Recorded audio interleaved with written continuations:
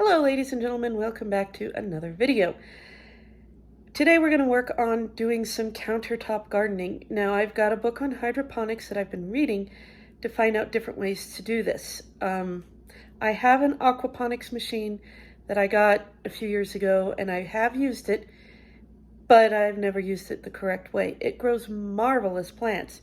When you take them out of the water and put them into soil, they don't do so well. You have to harden them to the soil and then you have to harden them outside. And I didn't do the soil part because I didn't know about that until I got the book. We're not going to be taking these out of the hydroponics machine. We're going to leave them in there and see how they grow. It's an experiment for me. So you're going to come along for the experiment. We're also going to work on growing some countertop plants. Those are, windowsill plants. These are plants that don't need as much tending. I do want to put some spinach in one of the planters in just plain soil and see if I can get it to grow. Spinach will grow in water, which is great, but it needs a little bit more attention when it's grown in water than it does in soil. So I'm trying all kinds of things because we eat a lot of spinach, we eat a lot of lettuce, tomatoes, cucumbers. I'm not sure about cucumbers yet, but it's going to be a learning experience. And if you have suggestions, please share. And for the rest of you, learn from my mistakes. Let's get going. Hello everybody, welcome back to another video. Today we're going to be doing some indoor planting. It's about, 8 degrees outside, so I figured let's start planting. Let me show you here. This is something that I've used for a long time, and I've put stuff into the water and grown it, and then I take it out of the water. I didn't know how to harden it off from the water, so it never grew. We're going to just try to keep it in here. This extends past the cabinet, so for now it's going to sit on the cabinet, and we'll see how we do. So these are this is our growing medium. Wish I could make it lighter in here. It's a cloudy day. Okay, so this is our growing medium. Oops. It's like coconut fibers and some other stuff that plants need. And then we have a little basket here. And the basket goes in a hole. And then the growing medium goes in the basket. Now in here, there's nothing in here right now. So you can't see. It's a little dark. I need to fill this with water for so long. So this is where I put water and nutrients. I haven't put any water in here yet, but I need to. Where did I put the nutrients? They're on the other table. Okay, I did order some more of these, and it came with nutrients. So there's 2 bottles. There's an A and a B. And you just fill the bottles with water, and the crystals dissolve, which I already have a set of bottles with dissolved crystals in them. And then you measure these out, and you put them in the water inside the reservoir here. And then I think you add this every month or every week. I have to read the instructions again. I think it's once a week.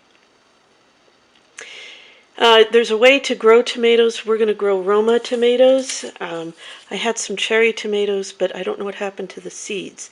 So I'm really hoping to find them. But I wanted to get started with the video. So my problem is I can't do this with both hands. Okay, I've added about 5 liters of water. Good.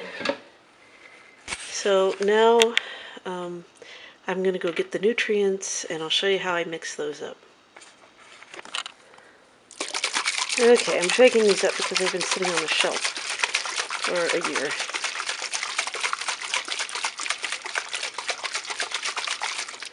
Okay, so running out of room. We need 25 milliliters of B and 25 milliliters of A. And I have this neat little plastic thing here I got when I was a new mom and nursing. So I would fill these up and take them into the nurse so they could feed Klaus when he was a baby. They're marked with milliliters because in the United States We don't have the metric system, so I kept these. I don't know where the lid is, but that's okay. So I'm going to put 25 milliliters of each into here. But I can't do it through the camera because I can't see. Okay, so there's it's 50 milliliters, so 25 milliliters of each per 5 liters of water. So I'm just going to go ahead and dump that in. So I have 5 milliliters of water, and it does say once a week. I think I have 5 milliliters of water. There, now I'm close enough. So once that's done, we put this back on, and it just slides on like that. And then we have our basket. We put there. I really want to find the cherry tomatoes. These are Roma tomatoes. I'm not sure what to do about that, but I'm going to do one here. I'm going to see how these work because we go through a lot of tomatoes and stuff for our salads. I don't know how. You're supposed to be able to grow tomatoes in here and just keep the plant trimmed. It teaches you how to trim the plant so it doesn't like outgrow the box. Which I'm not sure how to do, but I'll read up on it more than what they just give you in the little pamphlet. Okay, so this is the system. You see I lowered the lid, and that will keep the light really close to the seedlings and help them to grow.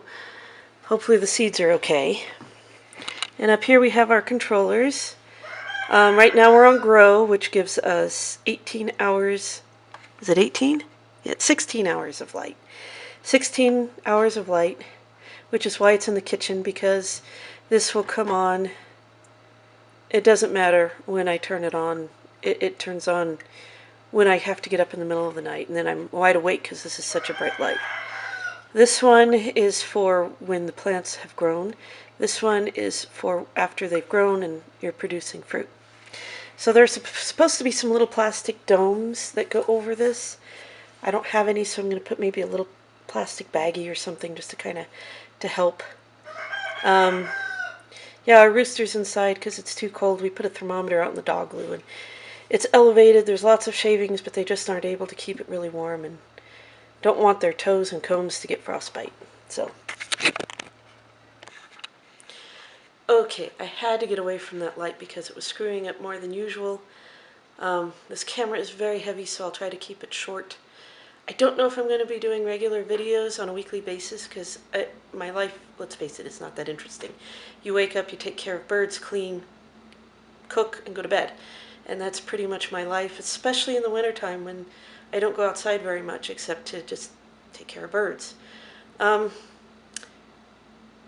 I will do my best to keep content up and keep it creative and fun. So continue to like and subscribe and share. Sharing will make the numbers go up and give me incentive to do more. Commenting or liking, I'll see the numbers go up when you hit like, and I'll have more of incentive to do more videos. Also, tell me what you want to see. That's another good thing. What do you want to know how to do? And I'll do it, and that will make the numbers go up too and make me do more videos. So, happy Valentine's Day. I'm going to do a breakfast segment after this, which you've missed, but guys, make your girl a Valentine. It's really super simple. Trust me, you'll like it. And I will see you next week. Okay, happy Valentine's Day, everybody. So today we're going to make some very special French toast. And I have my camera. So you need an egg. Any egg will do. I'm going to choose a little bit bigger one. You need an egg. You need some milk, some vanilla, some bread. I'm using French bread, but you can use any bread you like.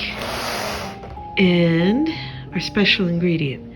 So let me get a couple of these other things and I'll show you how it all comes together.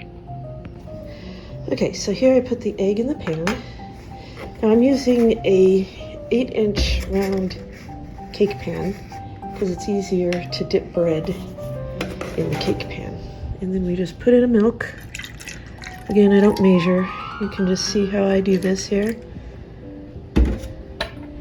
And then a splash of vanilla. And cinnamon. I might have to add more cinnamon later. Cinnamon doesn't dissolve, it's a bark. It doesn't incorporate well. So when I dip the bread in, a lot of the cinnamon will go with it. And then when I want to do another piece, I might have to add some.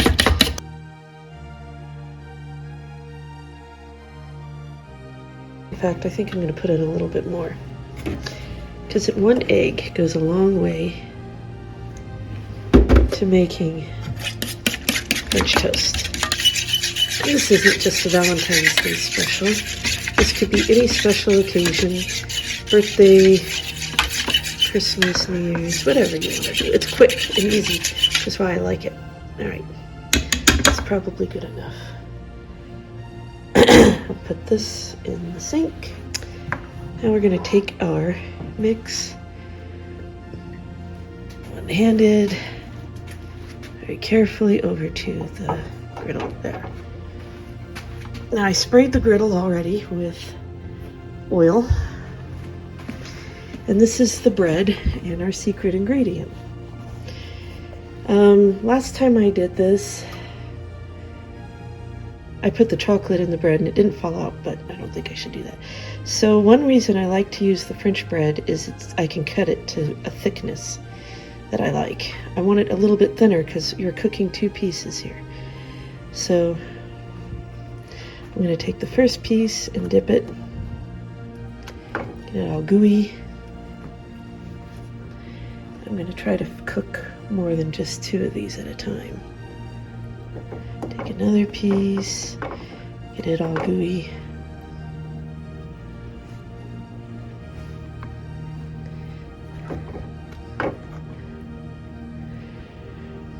And yeah, these are small, so Klaus and I are each getting two, and then if we're so hungry, I'll make more.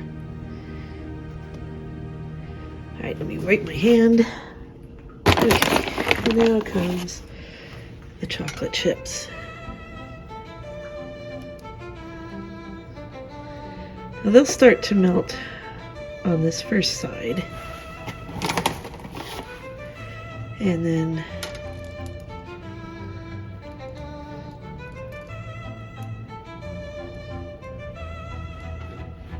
there.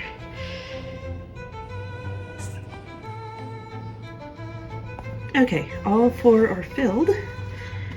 And now we just, I'm glad I put extra milk in there. This is a little less than I thought. Trying to match up the direction of the bread.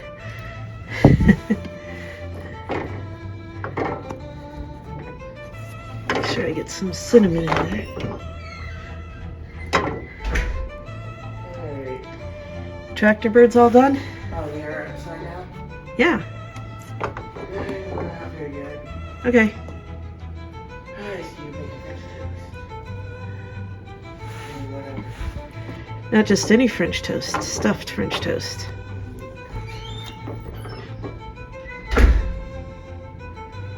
And there we go.